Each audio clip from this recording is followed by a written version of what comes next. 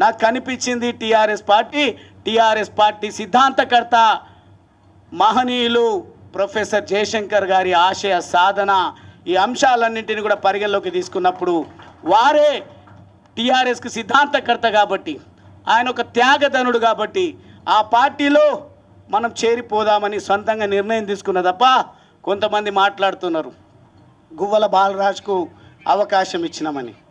గువ్వల బాలరాజ్ అవకాశాలు వెతుక్కొని ప్రజాసేవ కోసం వచ్చిండు. గువ్వల బాలరాజ్ ఎదగడానికి కాదు అనేది ఈరోజు మీ ముందు కూడా స్పష్టం చేస్తూ ఉన్నా. ఈరోజు కూడా భారతీయ జనతా పార్టీలో వీరు చేస్తున్నటువంటి ప్రయత్నాలే తప్ప కరుడు కట్టిన బీఆర్ఎస్ కార్యకర్త మేము ఎట్లా అడుగుతామో అని సంకోచంలో అప్పుడప్పుడు ఎక్కడన్నా అన్నవాళ్ళు కలిసినా చేరండి అని కొంత నవ్వుతూ మాట్లాడింది తప్ప సీరియస్గా ప్రయత్నం చేయలేదు. మా లోపల మాత్రం వ్యతిరేకత ఉడుకుతూ ఉంది. అక్కడ ప్రత్యక్షంగా ఉండి చూస్తూ ఉన్నాం బీఆర్ఎస్ పార్టీలో. కానీ చివరికి నేనే అన్ని పార్టీలను స్టడీ చేసినాక నిర్ణయం తీసుకుందామని ఒకానొక సందర్భంలో రామచంద్రరావు అన్న నేను న్యాయవాదిగా కూడా ఒక 2-3 సంవత్సరాలు వృత్తిలో కొనసాగిన. ఆ సందర్భంలో పరిచయం, జేఏసీలో పరిచయం, అదేవిధంగా పార్టీ ప్రతినిధులుగా టీవీ డిబేట్లలో పరిచయం అన్న ఒక అడ్వకేట్ ప్రొఫెషన్లో ఉంటూ కూడా ప్రత్యక్ష రాజకీయాల్లో ఉన్నారనే ఒక ఇన్స్పిరేషన్తోన వారు ఎక్కడ కనిపించినా వారితో నేను సలహాలు తీసుకోవడము, చర్చించుకోవడం అనేది జరుగుతూ ఉండే. కానీ వారు ప్రయత్నాలు మొదలు పెడుతున్నారు. ఎక్కడికక్కడ ఎవరు పడితే వాళ్ళని తీసుకోవాల్సిన అవసరం లేదు. పటిష్టమైనటువంటి క్షేత్రస్థాయి లీడర్షిప్ బీజేపీ పార్టీలో ఉంది. ఎవరైతే దేశం కోసం, జాతి కోసం, పేద అణగారిన వర్గాల కోసం, దేశ రక్షణ కోసం మాట్లాడతారో వాళ్లకు ఆ సోయి ఉంటుందో అటువంటి వాళ్ళనే తీసుకుందామనే ఒక ప్రణాళిక పెద్దలు రామచంద్రరావు గారి నేతృత్వంలో పార్టీ మొత్తం కూడా చేస్తున్న విషయం నాకు తెలిసి నేను నిర్ణయం తీసుకోవడం జరిగింది. నిర్ణయం తీసుకున్న తర్వాత దయచేసి ఇప్పటికి కూడా నన్ను ఈ స్థాయికి తీసుకొచ్చిన, నాకు రాజకీయంగా జన్మనిచ్చినటువంటి నా అచ్చంపేట సోదర సోదరిమణులకు, యువకులకు, మేధావులకు, జర్నలిస్టులకు, అదేవిధంగా మహిళలకు, కుల సంఘాలకు, ప్రజా సంఘాలకు ప్రతి ఒక్కరికి కూడా నేను చేతులు జోడించి నేను మీకు చెప్పకుండా రాజీనామా చేసినందుకు మన్నించాలని నేను కోరుతా ఉన్నా. కారణం ఏంది అంటే చాలా ఫోకస్డ్గా ఉంటుంది బీఆర్ఎస్ పార్టీ ఎప్పుడు కూడా ఎన్నికల పాయింట్ ఆఫ్ వ్యూలో, ఎన్నికల కోసం, పార్టీ పరిరక్షణ కోసం, వారి వ్యక్తిగత పరిరక్షణ కోసం సిద్ధంగా ఉంటుంది. ఒకవేళ కనుక నేను నా ఆత్మీయులతోన ఒక్కరితో చర్చించినా నాకు తెలుసు ప్లాన్ బి సిద్ధంగా ఉంటుంది బీఆర్ఎస్ పార్టీలో. ఏ రకంగా క్యారెక్టర్ అసాసినేట్ చేయాలి, ఏ రకంగా పార్టీ నుంచి పొగబెట్టి పంపించాలి, ఏ రకంగా ఒక మచ్చ వేసి ముద్ర వేసి పంపించాలని ఒక కుట్ర జరుగుతుందని మాత్రమే నేను మీకు చెప్పకుండా రావడం జరిగింది, రాజీనామా చేయడం జరిగింది. చేరే సందర్భంలో కూడా నిర్ణయం తీసుకున్న తర్వాతనే నా కాంగ్రెస్ వాళ్ళు కూడా అడిగారు, బీజేపీ పార్టీ వాళ్ళు కూడా నా మూమెంట్ చూసిన తర్వాత తమ్ముడు అన్న రండి అని చెప్పేసి అడగడం జరిగింది. అప్పుడే నేను నిర్ణయం నా అంతటా నేను వ్యక్తిగతంగా తీసుకున్నటువంటి భావన నా నియోజకవర్గ ప్రజల్లో, నా ఉమ్మడి మహబూబ్ నగర్ జిల్లా ప్రజల్లో, అదేవిధంగా రాష్ట్ర వ్యాపితంగా నేను ఈ స్థాయికి రావడానికి ఒక్కొక్క దశలో ఒక్కొక్కరు సహకరించినటువంటి వాళ్ళు, సూచించినటువంటి వాళ్ళు, నడిపించినటువంటి వాళ్ళు అఫెండ్ అయ్యినరు, బాధపడుతున్నారు. ఇక చేరికనైనా అందరితో చర్చించి తీసుకోవాలనే ఆలోచనతోన రిజిగ్నేషన్ అయిపోయిన తర్వాత నేను అందరితో మాట్లాడడం జరిగింది.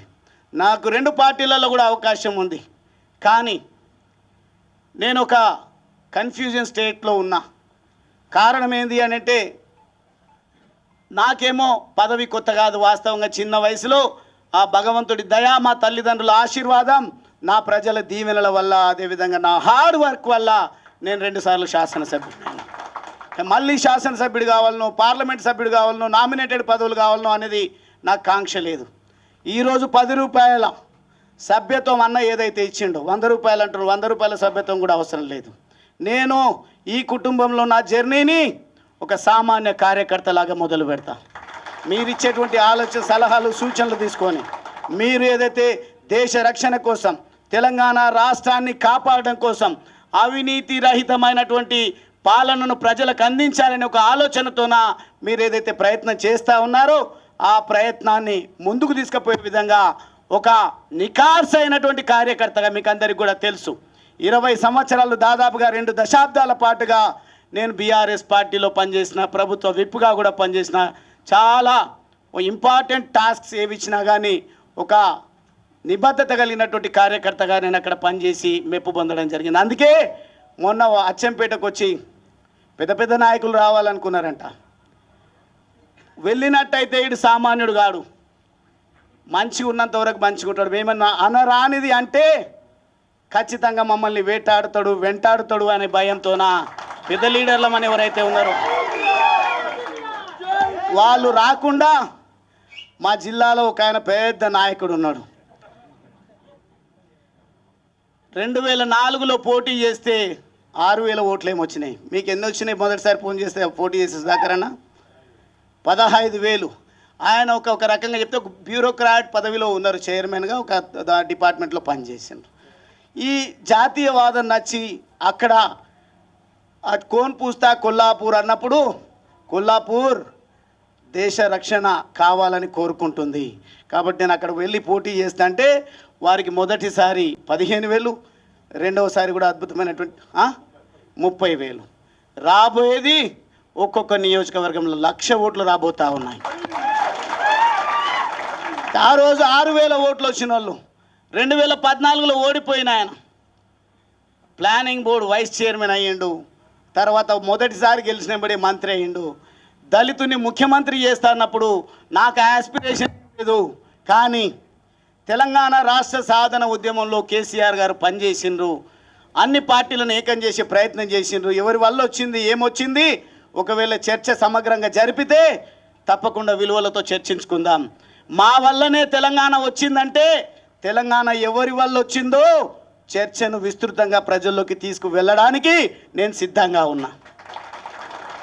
తెలంగాణ రాష్ట్ర సమితిలో చేరిన తర్వాత నేను ఎమ్మెల్యేగా నాకు అచ్చంపేట నుంచి టికెట్ ప్రకటించిన తర్వాత ఆల్ ఆఫ్ ఎ సడన్ నేను ఏం నేరం చేసినో తెలియదు, నేనేం పాపం చేసినో తెలియదు. అచ్చంపేటలో మొదటిసారిగా నిలబడబోతా ఉన్నాడు ఒక నికార్సైన యువకుడు, ఎవరి పొత్తు లేకుండా గెలిచొస్తాడు అని లక్షల సార్లు కేసీఆర్ గారు చెప్పిండ్రు. కానీ రెండు రోజులకే నాకు ఎంపీ టికెట్ ఇచ్చిండ్రు. మరి నేను ఒక్క మాట కూడా మాట్లాడలేదు. కారణం ఏంటంటే ఆశయం ఎమ్మెల్యే కావాలని ఉన్నది ముందు నాకు, ఎందుకంటే political power is master key అని. కానీ వాతావరణం మాత్రం తెలంగాణ రాష్ట్ర ప్రజలు తెలంగాణ రాష్ట్రాన్ని కోరుకుంటున్నారని, తెలంగాణ రాష్ట్రం రావాలంటే పార్లమెంటులో బిల్లు పెట్టాలి, గర్జించాల్సింది పార్లమెంటులో అని నన్ను కొన్ని రెచ్చగొట్టే మాటలా ప్రోత్సహించే మాటలా నాకు తెలియదు, కానీ వాటన్నిటికీ ఏం టెంప్ట్ కాలేదు. నేను ఏ అవకాశం ఇచ్చినా ఇవ్వకపోయినా నేను సిద్ధంగా ఒక కార్యకర్తలాగా తెలంగాణ రాష్ట్ర సాధన కోసం పనిచేస్తా అని చెప్పి నేను ఎంపీగా పోటీ చేస్తే కేసీఆర్ గారు మహబూబ్ నగర్ నుంచి పోటీ చేసిండ్రు. నా దగ్గరికి ఒక్క ఇన్ఛార్జ్ కూడా రాలేదు. నా దగ్గర నాగర్ కర్నూలు పార్లమెంటు పరిధిలో 7 అసెంబ్లీ సెగ్మెంట్స్ ఉంటే ఒక్క సెగ్మెంట్లో కూడా కారు గుర్తు పైన ఎమ్మెల్యే అభ్యర్థిని నిలబెట్టలేదు. కానీ ప్రజల లోపల ఉన్నటువంటి ప్రగాఢమైనటువంటి కోరిక తెలంగాణ రాష్ట్రం రావాలి, ఒక యువకుడు వచ్చిండు, చదువుకున్న యువకుడు వచ్చిండని ఓట్లు వేద్దామని అంటే 3,80,000 పైచిలకు ఓట్లను 2009లో నేను సాధించడం జరిగింది. కొంచెం ఇట్లా ఆర్గనైజ్డ్గా గువ్వల బాలరాజు వస్తున్నాడు అంటేనే ఇక్కడ ఉన్నటువంటి పెద్దలందరూ కూడా వచ్చింది. ఇది మంచి శుభ పరిణామం. పని చేసేటువంటి యువకుడు వచ్చిండు అని చెప్పేసి సంతోషంగా వచ్చింది. కానీ ఎంపీ పార్లమెంటులో అడుగుపెట్టే ఆస్కారం ఉన్నా కేసీఆర్ గారి దగ్గర మొత్తం కూడా దేశాన్ని కాపాడాలంటే మోడీ గారు బలగాలను మోహరిస్తూ ఎవని ఊహకందని విధంగా ఆటంకవాదులను, ఉగ్రవాదుల స్థావరాలను ఏ రకంగా సింధూర్ పేరిట, ఆపరేషన్ సింధూర్ పేరిట హంతమొందించిండో ఆ రకంగా చేయాల్సినటువంటి అవసరం ఉండే నా దగ్గర కూడా అది చేయలేదు. కానీ మహబూబ్ నగర్ పార్లమెంటులో మాత్రం నా university, Osmania university, Kakatiya university, అదేవిధంగా రకరకాల సంఘాలను అక్కడికి తీసుకెళ్ళి గెలుపొందిండు. గెలుపు నాదే అని క్లెయిమ్ చేసుకున్నా ప్రజలు ఏమనలేదు. కానీ అదే పని నాతో కొంత ఒక 10% కూడా నాగర్ కర్నూల్లో ఎఫర్ట్ పెట్టి ఉంటే 31 సంవత్సరాల వయసులోనే పార్లమెంటులో అడుగుపెట్టే అవకాశం ఉన్నది. కానీ బాధపడకుండా పని చేసుకుంటూ పోతే 2014 ఎన్నికలు వస్తే మళ్ళా కూడా పెద్దలు రాములు గారు ఒక పార్టీలో మంచి నిబద్ధతతో పనిచేస్తున్నారు. పోటీ వీళ్ళకే పెట్టాలి. గువ్వల బాలరాజ్ టికెట్ ఇవ్వమని పాపం వారిని మోసం చేసి పార్టీలోకి తీసుకొచ్చిండ్రు. ఎంపీ చేసినామని మాట్లాడవచ్చు వారి గురించి కూడా. వారికి క్రెడిబిలిటీ లేకుండా, నాకు క్రెడిబిలిటీ లేకుండా మేము ప్రజా జీవితంలో కొనసాగడం లేదు. మాకు ఎంతో కొంత క్రెడిబిలిటీ ఉంది, హార్డ్ వర్క్ చేసే స్వభావం ఉంది. కాబట్టి మేము గెలిచి 2014-18లో గెలిచినాం. కానీ 2023లో ఓడిపోయిన వెంటనే గువ్వల బాలరాజ్కి అహంకారం ఎక్కువ, గువ్వల బాలరాజ్కు కోపం ఎక్కువ, అందుకే ఓడిపోయింది అన్నారు. అలా సార్ మీరు ఎట్లా ఓడిపోయినరు? 30 మందిని మార్చింటే చాలు, మళ్ళీ అధికారం మాదే వచ్చేది. కానీ వీళ్ళకి అవకాశం ఇచ్చినామన్నారు. అంత త్యాగం ఎందుకు నాయన? మళ్ళీ మీ ఓటమికి కారణాలు ఏంది? అవకాశం ఇచ్చిన భిక్ష అని మాట్లాడుతున్నారు.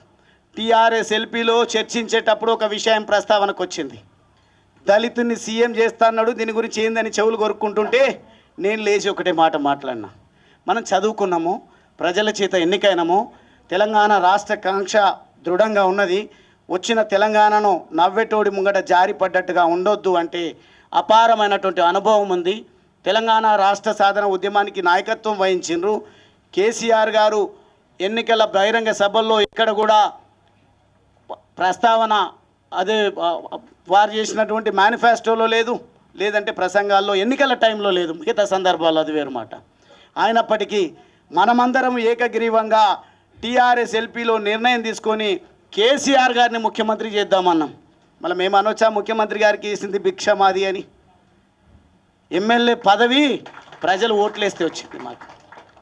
కానీ నిబద్ధత కలిగిన నికార్సైనటువంటి నాయకులం కాబట్టి ముఖ్యమంత్రిగా కేసీఆర్ గారిని నియమించుకున్నాం. పార్టీ మారంగానే దాడి చేస్తున్నారు.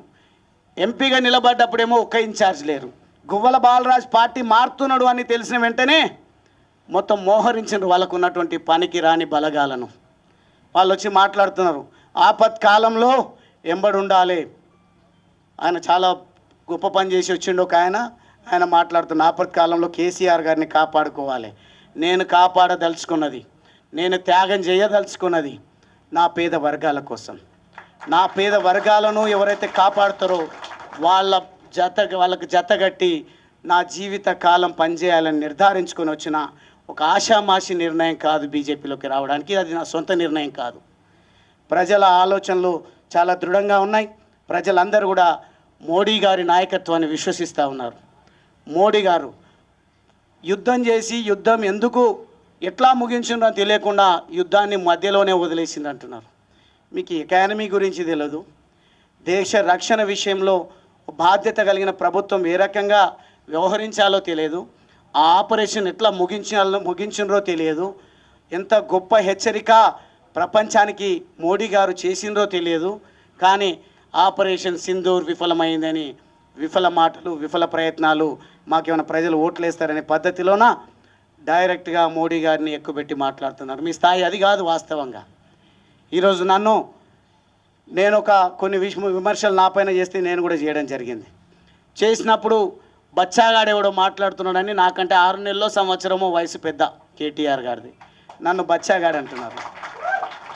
మీరు మొదటిసారి గెలుపొందింది మీ మొత్తం శక్తిని ఖర్చు పెట్టి గెలిస్తే 300-200 ఓట్లతోనో శాసనసభ్యుడిగా ఎన్నికైనరు. ఒక వలస కూలి బిడ్డనైనా నేను పార్లమెంట్ అభ్యర్థిగా నిలబడితే ఒక్కరు కూడా పని చేయకుండా ప్రజల గుండెల్లో ఉన్నటువంటి తెలంగాణ వాదం, ప్రజల గుండెల్లో ఉన్నటువంటి పేదవాడి పైన ప్రేమ, కులం చూడలేదు, మతం చూడలేదు, నాకు అద్భుతమైన ఓట్లు వేస్తే కొన్ని ఓట్లతో త్రుటిలో ఓటమి పాలు కావడం జరిగింది. ఆ ఓటమితో కుంగిపోలే. కానీ ఈరోజు మీరేం చేస్తున్నారు? ఒక్కసారి ఓడిపోగానే అసహనంతోన ఎవరిని పడితే వాళ్ళని ఇష్టం వచ్చినట్టు మీరు మాట్లాడాల్సింది, మీరు ధర్నాలు చేయాల్సింది, మీ మీటింగ్లు పెట్టాల్సింది. మిమ్మల్ని అనొద్దు ఆ మాట.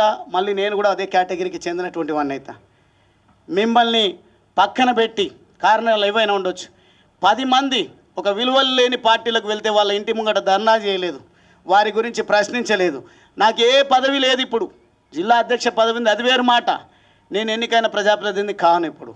కానీ నేను నా నిర్ణయం మేరకు నేను బీజేపీ పార్టీలో చేరుతా అంటే నన్ను రకరకాల ఇబ్బందులు, మీరు సోషల్ మీడియాలో వాళ్ళ గ్రూపులలో వాళ్ళు పెంచి పోషిస్తున్నటువంటి యూట్యూబ్ ఛానళ్ళల్లో ఎట్లా మాట్లాడిస్తున్నారు. నన్నే కాదు, ఈరోజు నా సతీమణి రావాల్సి ఉండే. మాకు దేశభక్తి దైవభక్తి ఎక్కువ, సెంటిమెంట్స్ కూడా ఎక్కువ. నేను ఏ ప్రయత్నం చేసినా నా ప్రయత్నంలో విజయం సాధించాలి నా భర్త అని మా తల్లిదండ్రులు ఆశీర్వదించి పంపిస్తే నా సతీమణికి తోడుగా వస్తుంది నా ఎంబడి. కానీ ఆమె పైన నోటికొచ్చినటువంటి పదజాలంతో ఇష్టారీతిలో మమ్మల్ని కుంగిపోయే విధంగా మీరు ఏదైతే మెసేజెస్ పోస్టులు పెడుతున్నారో దయచేసి ఆపండి. ఆపకపోతే చట్టపరంగా చట్టం తన పని తాను చేసుకు వెళ్ళే విధంగా మేము కోర్టులను సంప్రదిస్తాం, రకరకాల వేదికలను సంప్రదిస్తాం. వినకపోతే ఇక్కడున్నటువంటి దమ్మున్నటువంటి కార్యకర్తలు, నాయకులు, నా అక్కా చెల్లెల అండతో మీకు ఏ రకంగా బుద్ధి చెప్పాలో చెప్తామని ఈ సందర్భంగా తెలియజేస్తూ, నా చేరిక విషయం కానీ నా పార్టీ మార్పు విషయం కానీ దయచేసి పెద్దగా మాట్లాడాల్సిన అవసరం లేదు మీకు.